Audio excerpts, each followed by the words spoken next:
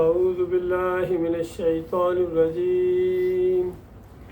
بسم اللہ الرحمن الرحیم ومن یشاقق الرسول من بعد ما تبین له الهدى ویتبع غیر سبیل المؤمنین نولہ ما تولى ونصلہ جہنم وساءت مصیرا۔ یہ سورہ نساء کی 115 نمبر آیت ہے۔ اس میں ایک اصول بیان کیا گیا ہے عام طور پر مسلمانوں کے لیے کہ جو کوئی بھی رسول کی مخالفت کرے، کیونکہ رسول اسی لیے بھیجے جاتے ہیں تاکہ ان کی اطاعت کی جائے اللہ کے حکم سے، اور اطاعت کرنے کی بجائے جو کوئی مخالفت کرے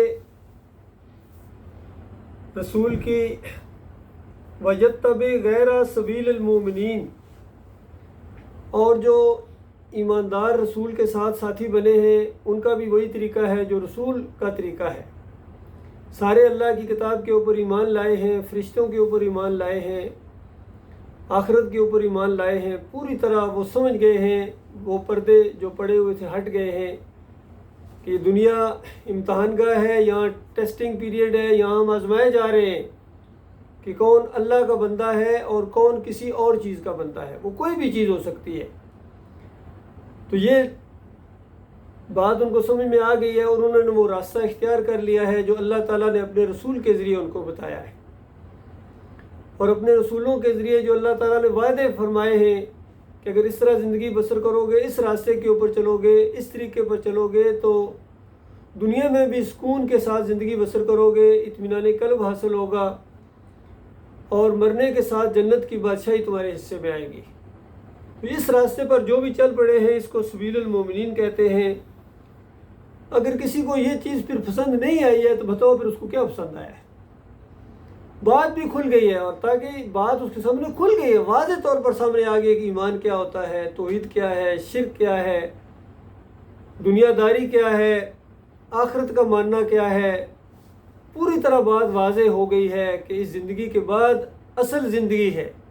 وہاں دو ٹھکانے ہیں، ایک جنت ہے، ایک جہنم ہے۔ اب جو چاہے راستہ اختیار کر لو، اور وہ راستہ اختیار کرنے کی جگہ یہ دنیا ہے۔ یہ دنیا کا موقع اگر ایک دفعہ ختم ہو گیا تو پھر دوبارہ موقع نہیں ملے گا۔ تو بتایا کہ اگر یہ راستہ اس کو پسند نہیں آیا ہے، اللہ تعالیٰ کا بتایا ہوا راستہ جو رسول نے اختیار کیا ہے، جو مومنوں نے اختیار کیا ہے، وہ دوسرا راستہ کوئی اختیار کرنا چاہتا ہے، اپنے اکابرین کا راستہ، معاشرے کا راستہ، رسم و رواج کا راستہ، خود اپنے نفس کا وہ راستہ ہے، وہ اس کو زیادہ پسند ہے۔ مالک فرماتا ہے نُوَلِّهِ مَا تَوَلَّىٰ، پھر ادھر ہی ہم اس کو چلنے دیتے ہیں جدھر وہ چلنا چاہتا ہے۔ اب اس کی اپنی مرضی ہے، نہ زبردستی کی جائے گی، نہ منت سماجت کی جائے گی۔ اس نے وہ اختیاری راستہ اختیار کیا ہے۔ اس نے اللہ اور اللہ کے رسول کا راستہ، مومنین کا راستہ پسند نہیں کیا ہے، اچھا نہیں لگا، اس کو فائدہ نہیں نظر آیا، اس کو دوسرے راستوں میں اس کو فائدہ نظر آیا ہے، ادھر چل پڑا ہے۔ فرمایا ہم چلنے دیتے ہیں، لیکن یاد رکھنا وقت ہمیشہ ایک جیسا نہیں رہے گا، وقت گزرتا جائے گا، ایک وقت آ جائے گا، وہ زندگی ہر لمحہ، ہر دل کی دھڑکن آپ کو اپنی موت کے قریب کر رہی ہے۔ ہر روز، ہر ہفتہ کم ہو گیا، کتنا جلدی گزر جاتا ہے، مہینے گزر جاتے ہیں، سال گزر جاتے ہیں۔ آپ اپنی موت کے ہر لمحے قریب ہو رہے ہیں، اور وہ موت کا لمحہ لکھا جا چکا ہے۔ اب وہ ایک لمحہ، ایک سیکنڈ نہ پہلے ہوگا نہ بعد میں ہوگا۔ تو ایک وقت آئے گا، وہ وقت آ جائے گا موت کا۔ فرمایا زندگی تو اس کی بھی گزر گئی، لیکن اس کے آگے وَنُصْلِهِ جہنم، اس کے آگے جہنم ہوگا، کیونکہ اس نے اپنا راستہ اختیار کیا ہے، اپنے نفس کا راستہ اختیار کیا ہے، اور قوم کی چلن دیکھی ہے، اباء و اجداد کی ریت دیکھی ہے، معاشرے کے ساتھ چلا ہے، دائرے کے ساتھ چلا ہے،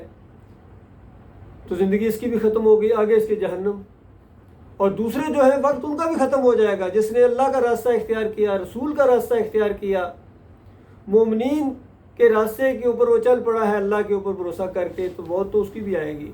لیکن مرنے کے ساتھ وہ خوشخبریاں سنانے والے فرشتے آئیں گے، جلوس کے جلوس لے کر آئیں گے،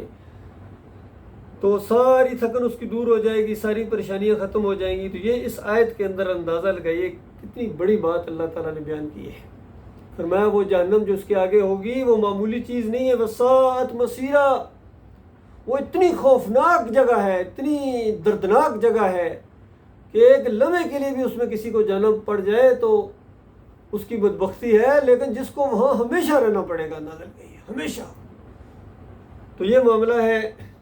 اس آیت کے پیش نظر جو یہ 1-2 دن پہلے ان مسلمانوں نے جو کچھ کیا ہے، یہ میلاد النبی کی آڑ میں جو نبی صلی اللہ علیہ وآلہ وسلم کے طریقے کی انہوں نے مخالفت کی ہے، صحابہ کرام کے طریقے کی انہوں نے مخالفت کی ہے، کیونکہ نبی علیہ السلام کی زندگی، صحابہ کی زندگی بالکل واضح ہے کہ بڑی سادہ ان کا ایک انداز تھا۔ ایک توحید کی دعوت اٹھی، ایمان خالص کی دعوت اٹھی کہ لوگوں الہکم الہ واحد لا الہ الا هو الرحمن الرحیم، تمہارا معبود ایک ہے اور اس الرحمن الرحیم کے علاوہ کوئی اور معبود نہیں ہے، کوئی اور داتا نہیں ہے، دستگیر نہیں ہے، مشکل کشا نہیں ہے، حاجت روا نہیں ہے، کھوٹی قسمت کھری کرنے والا نہیں ہے۔ اور لوگوں نے جتنے یہ بنائے ہوئے ہیں، یہ جھوٹ اور فریب کے چکر ہیں، یہ شیطان نے ان کو اور ان کے بڑوں کو اس راستے پر چلایا ہے اور یہ چل پڑے ہیں۔ دیکھا دیکھی معاشرے کو دیکھتے ہیں تو یہ سارے جتنی شرک کی جتنی قسمیں ان کے سامنے آئیں، خوش قسمتوں نے اس کو چھوڑ دیا، رد کر دیا شرک کو، کسی کو نہ دیکھا، نہ تعداد کو دیکھا، نہ رسم و رواج کو دیکھا، انہوں نے نبی علیہ السلام کا راستہ اختیار کر لیا۔ اور جو پہلے شرکیہ نعرے لگا رہے تھے، یا ابراہیم اغثنی، یا لات بابا، یا منات بابا، واسطے وسیلے، توکل، بھروسے، پونسے، تعویذ گنڈے اور یہ عرس اور میلے جتنے جاری تھے پہلے سے، ہر مشرک قوم یہ کرتی ہے، اور ہر مشرک قوم کے اندر اسی طرح توحید کی دعوت اٹھتی ہے اللہ کے فضل و کرم سے۔ خوش نصیب اس کا ساتھ دیتے ہیں، لیکن عظیم اکثریت اس کی مخالفت کرتی ہے۔ تو اس طریقے سے بڑی سادہ سی بات تھی، مکہ کے اندر یہ دعوت اٹھی۔ بڑے بڑے سردار بھی سمجھ رہے تھے، غلام بھی سمجھ رہے تھے، اور خواتین کی سمجھ میں بھی آتی تھی، بچوں کی سمجھ میں بھی آ گئی، جس نے کہ دیکھو کتنی سادہ بات ہے کہ اس اللہ کو پکارنا جس نے پیدا کیا، اس کے علاوہ کسی اور کے سامنے نہیں جھکنا ہے۔ اور انبیاء جو ہیں یہ شرک کی تعلیم نہیں دیتے ہیں، یہ کسی اور کے اوپر توکل بھروسہ نہیں کرتے، کسی اور کو نہیں پکارتے۔ اور پھر دوسری جگہ بتایا گیا کہ یہ میرے انبیاء ہیں، اگر وَلَوْ أَشْرَكُوا، اگر یہ شرک کرتے، کسی موقع کے اوپر شرک کرتے، ابراہیم علیہ السلام ایک چھوٹا سا نعرہ لگا دیتے، یا نو مدد، یا ابراہیم مدد۔ موسیٰ علیہ السلام مشکل پریشانی کے اندر ابراہیم علیہ السلام کو پکار لیتے، داؤد علیہ السلام، عیسیٰ علیہ السلام، یا آخری نبی محمد صلی اللہ علیہ وسلم کی پوری زندگی آپ کے سامنے ہے، کبھی کسی موقع کے اوپر انہوں نے اللہ کے علاوہ کسی اور کو نہیں پکارا ہے، نہ اس کی تعلیم دی ہے۔ براہ راست اللہ کو پکارنا ہے، چھوٹی چھوٹی باتوں میں بھی، ہر موقع کے اوپر اللہ کے اوپر بھروسہ رکھنا، توکل رکھنا، چاہے حالات کچھ ہوں۔ تو یہ ہوتا ہے نبی کا دین، یہ ہوتا ہے نبی کا ایمان، عقیدہ۔ تو اس پر چلے ہیں سارے 13 سال مکہ کے اندر، کون سی مشکلات نہیں برداشت کی ہیں، اور ایک دعوت ہے، اور اللہ کی طرف سے یہی ہے کہ دیکھو مالک آزما رہا ہے تمہیں، ورنہ اللہ ایک لمحے کے اندر، ایک اشارے کے اندر سب کو مومن بنا دے۔ تمہیں جو کھڑا کیا ہے یہ تمہاری آزمائش اس میں ہو رہی ہے، انسانوں کو ایک دوسرے کے ذریعے اللہ تعالیٰ نے آزمایا ہے۔ اور یقین رکھو اگر اس راستے میں تمہیں موت آ جائے، زیادہ سے زیادہ مخالفین کیا موت کی دھمکی دیتے، مار دیں گے، تو کیا ہوگا؟ اگر مار دیں گے تو تمہاری گویا لاٹری نکل آئی، اسی وقت جنت الفردوس کے اندر تم پہنچو گے، اتنی بڑی بادشاہی تمہارے حصے میں آ جائے گی۔ اور اگر دیس نکالا دے دیں گے تو ہجرت تمہارے حصے میں آئے گی، یہ بھی بہت بڑا ایک اعزاز ہے مالک کی طرف سے۔ قید کر دیں گے تو پھر بھی تمہارا اللہ کے ساتھ لگاؤ ہوگا، کسی اور کی طرف نہیں ہوگا، زیادہ موقع ملے گا تمہیں اپنے مالک اور خالق کی بندگی کرنے کا، اس کے سامنے جھکنے کا، اس کو پکارنے کا، اس کے سامنے گڑ گڑانے کا۔ تو ہر حال میں تمہارا فائدہ ہی فائدہ ہے مومنوں مسلمانوں۔ تو یہ وہ بات سمجھ گئے تھے صحابہ کرام۔ پھر جب وہ وقت آیا ہجرت کرنے کا، نکالے گئے، تو خوشی کے ساتھ لات ماری انہوں نے اپنی ساری ان یادوں کے اوپر، بچپن کی محفلوں کے اوپر، اپنے گھروں کے اوپر، رشتہ داروں، کسی کی پرواہ نہیں کی ہے۔ اور اللہ کے راستے میں ہجرت کرنا ان کو اتنا محبوب تھا کہ اللہ کا احسان ہو، یہ نہیں کہ یہ کیا ہمارے ساتھ ہو گیا، نہیں، بلکہ یہ اللہ کا احسان ہوا ہے کہ اللہ تعالیٰ نے ہمیں یہ موقع دیا ہے، یہ اعمال لکھے جا رہے ہیں، ریکارڈ قائم ہو رہا ہے، اور اسی بنیاد کے اوپر آخرت بنے گی۔ تو اس طریقے سے یہ پھر گئے ہیں وہاں مدینے میں گئے ہیں، پہلے سے حبشہ کی طرف 2 دفعہ ہجرت کرنا پڑی ہے، پھر مدینے میں گئے ہیں، تو کون سی مصیبت ہے جو نہیں ہے؟ جنگیں لڑی ہیں، لیکن اس معاملے میں، معبود کے معاملے میں، الہ کے معاملے میں کوئی کمپرومائز نہیں ہے۔ پھر جب 10 سالوں کے بعد مکہ فتح ہوا ہے تو سارے ان باطل معبودوں کا تیا پاچا کر دیا گیا ہے، ان داتاؤں، دستگیروں، حاجت رواؤں، مشکل کشاؤں کو اس طرح توڑا گیا ہے جس طرح کبھی ابراہیم علیہ السلام نے توڑا تھا، اس سنت کو پھر تازہ کیا گیا سارے معبودوں کو، اور نبی علیہ السلام نے بھیجا ہے، کبھی علی رضی اللہ عنہ کو بھیج رہے ہیں کہ جاؤ علی اور اسلامی مملکت کے اندر کوئی مورتی اس کو توڑ دو، تصویر اگر کوئی سجائی جا رہی ہے، پوجی جا رہی ہے، اس کو پھاڑ دو، اور کوئی اگر قبر جس نے ذرا سا بھی سر اٹھایا چاہے کچی کیوں نہیں ہے، اگر اوپر ابری ہوئی ہے تو اس کو نیچے کرو۔ کبھی خالد بن ولید کو بھیج رہے ہیں، اور کبھی عمر بن عاص جا رہے ہیں، اس انداز سے کہ شرک کے ساتھ کوئی کمپرومائز نہیں۔ یہ نہیں ہو سکتا کہ شرک کو قائم رکھا جائے گا، بلکہ شرک کو ختم کیا جائے گا۔ یہ ہے سبیل المومنین۔ اور آج دیکھیے آہستہ آہستہ پھر مسلمانوں کے اندر پھر اسی طرح گمراہی آئی، جس طرح گمراہ قومیں ہوتی ہیں، انہوں نے نبی علیہ السلام کی محبت کی آڑ میں، شرک ہمیشہ محبت کی آڑ میں، سارے جتنے فرقے ہیں، جتنے گروہ ہیں، جو بھی یہ جلوس نکالتے ہیں، چاہے یہ 12 ربیع الاول کو نبی علیہ السلام کے نام کی آڑ میں لیتے ہوں، حالانکہ 12 ربیع الاول نبی علیہ السلام کی وفات کا دن ہے، کنفرم دن ہے، وفات ہوئی ہے، صحابہ پریشان تھے، امہات المومنین غمگین تھیں، نبی علیہ السلام کی بیٹی تو سخت پریشان تھی، فاطمہ رضی اللہ تعالیٰ، اور وہ سخت وقت تھا، اور خوشیاں منا رہے تھے منافق خوشیاں منا رہے تھے، ایک دوسرے کی طرف دیکھ کے آنکھوں میں جس طرح باتیں کی جاتی ہیں، مسکراہٹ ہوتی ہے کہ جان چھوٹی سے، تو اندروں اندر پہلے کڑتے رہتے تھے، کچھ نہیں کر سکتے تھے، لیکن نبی علیہ السلام کی وفات جیسی ہوئی تو انہوں نے اس چیز کا اظہار کیا، اور عمر بن خطاب پہچان گئے، اور انہوں نے کہا کہ اچھا خوشیاں منا رہے ہو، تمہاری ان خوشیوں کے اوپر ابھی پانی پھرے گا، نبی علیہ السلام دوبارہ زندہ ہوں گے، واپس آئیں گے، جس طرح موسیٰ علیہ السلام دیکھو 40 دن کے لیے وہاں گئے تھے تو پیچھے معاملہ ہو گیا تھا، اسی طرح نبی علیہ السلام بھی دوبارہ واپس آئیں گے اس طرح، اور پھر ان کی گردنیں ماریں گے، ان کی گردنیں کاٹیں گے ان منافقوں کی جو خوشیاں منا رہے ہیں۔ تو بتائیے خوشیاں تو منافق ہی منا رہے تھے، کوئی مخلص مومن سوال ہی نہیں پیدا ہوتا، وہ مومن تو ہو ہی نہیں سکتا جو ذرا برابر نبی علیہ السلام کی وفات کے اوپر کوئی خوشی منائے۔ منافق، کافر، یہود و نصارہ یہ سارے خوشیاں منا رہے تھے، بالکل اسی انداز سے آئیے سارے نبی علیہ السلام کی وفات کے اوپر 12 ربیع الاول کو چھٹی کا اعلان کرتے ہیں، سرکاری طور پر خوشیاں منائی جاتی ہیں، اندازہ لگے، بڑے بڑے لیڈر ان کے بیان دیتے ہیں، اور ایک سے ایک بڑے ملک کے اندر جلوس دکھائے جاتے ہیں کہ کیا محبت ہے، یہ یمن میں جلوس نکل رہا ہے جی، یہ انڈیا میں نکلا ہے جی، یہ پاکستان کے جلوس کی تو کہنا ہی کیا جی، اور یہ گلف کے اندر بھی چھٹی کا اعلان کیا گیا تھا کہ پوری طرح اس شرک کے اندر تم شمولیت اختیار کرو، کہیں محروم نہ رہ جاؤ، کہ ڈیوٹی کی وجہ سے کوئی تمہاری توجہ نہ ادھر ادھر ہو جائے۔ اس طریقے سے انہوں نے اندازہ لگائی، نبی علیہ السلام کی وفات کے اوپر انہوں نے خوشیاں منائی ہیں۔ یہ 10 محرم کو جو دوسری برادری کرتی ہے وہ بھی آپ کے سامنے کس طرح گھوڑے کی پوجا ہوتی ہے، حالانکہ علی رضی اللہ عنہ کے نام کو، حسین رضی اللہ عنہ کے نام کو استعمال کیا جاتا ہے، وہ مخلص پکے مومن تھے، وہ شرک کے دشمن تھے اور شرک کے خلاف تھے، اور واقعہ کربلا تو اس کا نچوڑ یہ ہے قسم کا دیکھا جائے تو دیکھو حسین رضی اللہ تعالیٰ کتنی تکلیفیں برداشت کی، لیکن یا علی مدد کا نعرہ نہیں لگایا، بالکل نہیں لگایا، یہ ثابت کر دیا انہوں نے کہ یہ شرک ہے، اور وہ اللہ پر بھروسہ کیا انہوں نے، اور علی رضی اللہ تعالیٰ اپنی پوری زندگی حالانکہ مشکلات کے اندر بھی گزری ہے، پریشانیوں کے اندر گزری ہے، ان کی جو خلافت کا وقت ہے وہ بھی پریشانیوں کے اندر گزرا ہے، کبھی کسی اور کو مدد کے لیے نہیں پکارا، یا رسول مدد کے نعرے نہیں لگائے، یا ابراہیم اغثنی کے نعرے نہیں لگائے۔ یہ معاملہ ہے میرے بھائیوں، جہاں جہاں تک یہ آواز پہنچے، دیکھو آج یہ بالکل قوم گمراہ ہو گئی ہے، اور ان سارے چکروں سے نکلنے کے بعد اس بنیادی بات کی طرف آؤ جس کے لیے آخر نبی علیہ السلام کو جو نبی بنایا گیا، کیوں بنایا گیا، کیا پیغام دے کر بھیجے گئے، اس کا کہیں ذکر ہی نہیں ہے۔ کچھ لوگ کہتے ہیں ہاں جی بس اس طرح جلوس نہیں نکالنے، بس سیرت کانفرنسیں ہونی چاہیے، سیرت کی کوئی محفل لگا دو، بھائی سیرت کی محفل لگاؤ تو اس میں وہ بات تو کہو کہ جس کی وجہ سے سگا چچا ابو لہب ہے، اس نے پتھر مارے تھے، اس نے برا بھلا کہا تھا، وہ کیا پیغام تھا، اس کا کہیں ذکر نہیں ہے، اس کی بات تو کرتے ہی نہیں ہے۔ یہ معاملہ ہے اصل، وہ بات اگر اٹھائی جائے آج بھی اگر کہ وہ پیغام کیا تھا، تمام انبیاء کا کیا پیغام تھا، ایک چھوٹی سی آیت کے اندر اللہ نے بند کر دیا، وَلَقَدْ بَعَثْنَا فِي كُلِّ أُمَّةٍ رَسُولًا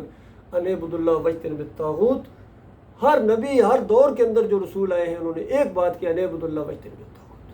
اللہ کی بندگی کرو، اور اللہ کی بندگی کے راستے میں جو چیز آڑے آ رہی ہے، جو رکاوٹ بن رہی ہے، وہی تمہارا طاغوت ہے، اس کو پیچھے ہٹاؤ، پھر تم اللہ کے بندے، دو کی بندگی نہیں کر سکتے ہو، یا تو اللہ کی بندگی کرو گے یا کسی اور کی بندگی کرو گے۔ اللہ کے بندے بن جاؤ، یہ سب کی یہی تعلیم آ رہی ہے۔ اور دیکھیے جتنا یہ ان کا لوگوں کا شرک اور کفر ہوتا ہے سارا قرآن سے ثابت کرنے کی کوشش کرتے ہیں۔ یہ جو خوشیاں منانے کے اوپر دلیل دیتے ہیں، یہ قرآن کی ایک آیت ہے سورہ یونس کی۔ دیکھیے بات کیا ہو رہی، کتنی سادہ بات ہے، لیکن نہ سمجھے آنکھیں بند کر لو تو اپنی مرضی ہے۔ یہاں کتنی سادہ بات ہے بتائی جا رہی ہے کہ یا ایھا الناس، اے انسانوں، قد جاءتکم موعظۃ من ربکم وشفاء لما فی الصدور، کہ تمہارے پاس لوگوں اللہ کی طرف سے نصیحت آ گئی ہے، اور وہ چیز بھی آئی ہے جو دلوں کے امراض کی شفا ہے، دلوں کے امراض کی شفا ہے۔ دوسرے قرآن کو شفا کہا گیا، یہ دلوں میں جو شرک اور کفر کا مرض ہوتا ہے اس کی شفا ہے، یہ آ گئی تمہارے پاس، اور جو اسے قبول کر لے ان کے لیے ایک رہنمائی اور رحمت ہے، جو اس کو قبول کر لے۔ قرآن کی بات ہو رہی ہے، وَهُدًى وَرَحْمَةٌ لِّلْمُؤْمِنِينَ، مومنوں کے لیے اس میں رحمت ہے اور شفا ہے۔ قل کہو ان کو، بفضل اللہ وبرحمتہ، کہ اللہ کے فضل اور اس کی رحمت سے، یعنی یہ جو کچھ ہوا ہے، یہ دین اسلام تمہارے سامنے آیا، کتاب نازل کی جا رہی ہے، نبی تمہارے سامنے ایک نمونہ بن کر آ گئے ہیں، کفر و شرک کے اندھیرے جٹ گئے ہیں، یہ تو اللہ کی رحمت اور شفقت ہوئی ہے تمہارے اوپر۔ فَبِذَلِكَ فَلْيَفْرَحُوا، اس پر تو خوشیاں منانی چاہیے تھی، اس ایمان کے اوپر، توحید کے اوپر، دین کے اوپر خوشیاں منانی چاہیے تھی۔ اور جگہ بھی اس طرح کا مضمون آیا، کہیں وہ جو آیت ہے ان اللہ اشتری من المؤمنین انفسهم واموالهم بان لهم الجنہ، کہ اللہ تعالیٰ نے مومنوں سے ان کے جان، ان کے مال جنت کے بدلے خرید لیے ہیں۔ اب وہ اللہ کے راستے میں جہاد کرتے ہیں، قتل بھی کرتے ہیں، قتل بھی ہوتے ہیں، اور پھر مالک فرماتا ہے یہ جو تم نے سودا کیا اپنے مالک اور خالق کے ساتھ، اس پر خوشیاں مناؤ، خوشیاں مناؤ جو تمہیں جنت ملے گی۔ کتنا تمہارا دل خوش ہو جانا چاہیے، مالک اپنے وعدے کی خلاف ورزی کرنے والا نہیں ہے۔ تو اس انداز سے بتایا گیا۔ بتائیے کیا یہ صرف صحابہ کرام یہ خوشیاں نہیں مناتے تھے؟ صحابہ کرام کا دل خوش نہیں تھا ایمان کے اوپر، توحید کے اوپر، ایمان خالص کے اوپر؟ وہ تو ہر لمحے خوش رہتے تھے اس انداز سے۔ لیکن تمہاری خوشی تو 12 ربیع الاول کو صرف ہوتی ہے، جس دن نبی علیہ السلام فوت ہوئے ہیں، یہ مسئلہ ہے تمہارا۔ تمہاری خوشی اور صحابہ کرام کی خوشیاں اور، ان کا دین اور تمہارا دین اور۔ تو کتنے بڑے بڑے لیول سے ان کو تقریریں کرنے کا موقع ملتا ہے، بالکل ان کی زبان سے وہ چیزیں ایمان عقیدے کی نہیں نکلتی ہیں، گویا ان کی زندگی کا وہ حصہ ہے ہی نہیں ہے، مکمل طور پر گویا توحید کو یہ قوم بھول چکی ہے، اور اپنے مالک کے ساتھ انہوں نے ایسا غدر کیا ہے۔ چاہے وہ ہمارے سیاسی لیڈر ہوں، ان کو کتنے بڑے بڑے جلسے موقع ملتے ہیں، UN تک وہاں جا کے تقریریں کرنے کا ان کو موقع، ایمان خالص کہیں بات نہیں ہے۔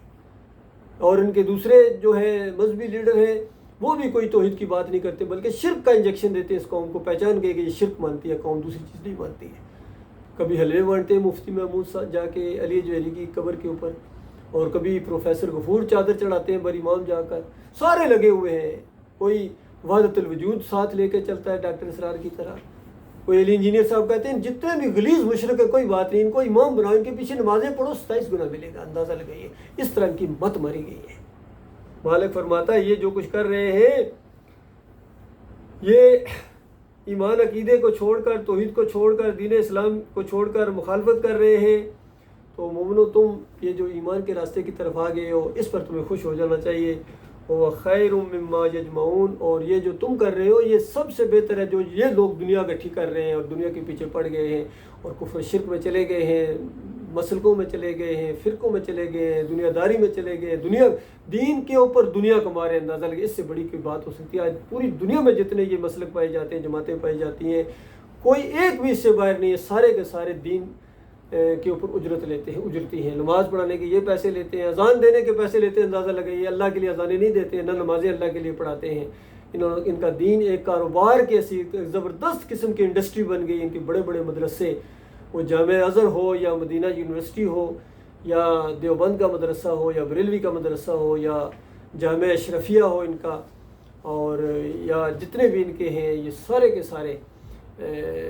کمائی کے اڈے ہیں، اور ان کی بینک بیلنس کئی دفعہ سامنے آتے ہیں، عقل حیران ہوتی ہے، اربوں کے اندر ان کے پیسے ہوتے ہیں، ان کے آڈٹ ہوتے ہیں، ان کا سارا معاملہ ہوتا ہے۔ یہ سب کچھ یہ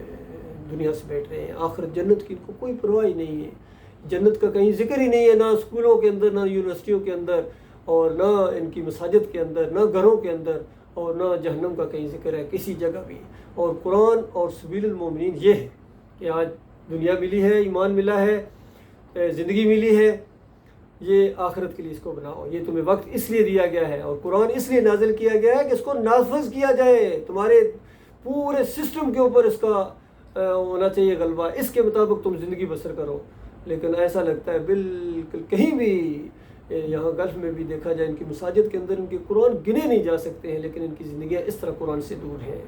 اللہ تعالیٰ سے دعا ہے اپنے لیے بھی، مالک ہمیں ایمان کی سمجھ ملی ہے، ایمان کو ہم پہچان گئے ہیں، اس کے تقاضے بھی پورے کرنے کا ہمیں پورا معاملہ پتہ چل گیا، لیکن پھر بھی کمزوریاں ہیں۔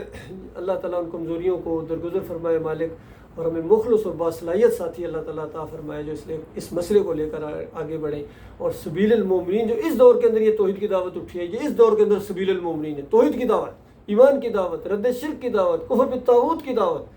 اور چاہے اس میں جتنے بھی تعداد نہیں مالک دیکھتا ہے، چاہے 2 آدمی ہیں، حتیٰ کہ 1 آدمی بھی اگر ہے اس سبیل المومنین کے اوپر، تو وہی سبیل المومنین ہے، وہی ایمانداروں کا راستہ ہے، وہی توحید کا راستہ ہے، وہی جنت کا راستہ ہے، فلاح کا راستہ ہے، نجات کا راستہ ہے۔ اللہ تعالیٰ اس کے اوپر جم جانے کی توفیق عطا فرمائے۔ چونکہ بڑے بڑے آتے ہیں، چند دن بڑے بڑے دعوے بھی کرتے ہیں اور متقی اور پرہیزگار بھی بننے کی کوشش کرتے ہیں، لیکن ایسا جب دباؤ آتا ہے معاشرے کا یا اپنے نفس کی ان کے تقاضے آتے ہیں سامنے، پھر ایمان کے اس تقاضوں کو بھول جاتے ہیں، پیچھے ہٹ جاتے ہیں، راستہ ٹیڑھا کرنے کی کوشش کرتے ہیں۔ یہ ہوا ہے میرے بھائیوں، اور جم جانے والوں کے لیے خوشخبریاں یقین کیجیے، ان الذین قالوا ربنا اللہ ثم استقاموا تتنزل علیہم الملائکہ، کہ جو ایمان لائیں، ایمان خالص ایسا مضبوط ایمان لائیں کہ اس کے بعد پھر دنیا ان کو بالکل ہیچ نظر آئے، جنت کی بہاریں، آخرت کا خوف، مالک کے ساتھ محبت اور لگن، اس کے اوپر ان کا پورا فوکس ہو جائے، اور اس کے اوپر جم جائیں، کسی کی پرواہ نہ کریں، تعداد کی پرواہ نہ کریں، کسی کے وسائل اور کسی کی اور ذہنی مروبیت نہ ہو، بلکہ خالص اپنے مالک کے ساتھ محبت کی وجہ سے آگے بڑھتے جائیں، اور اللہ سے دعاؤں کا تعلق، ذکر و اذکار کا تعلق، مالک کے ساتھ اپنا رشتہ بڑا مضبوط کر لیں۔ ایسوں کو مالک پیچھے نہیں ہٹنے دیتا ہے۔ وَأَقُولُ قَوْلِي هَٰذَا أَسْتَغْفِرُ اللَّهَ لِي وَلَكُمْ وَلِسَائِرِ الْمُسْلِمِينَ۔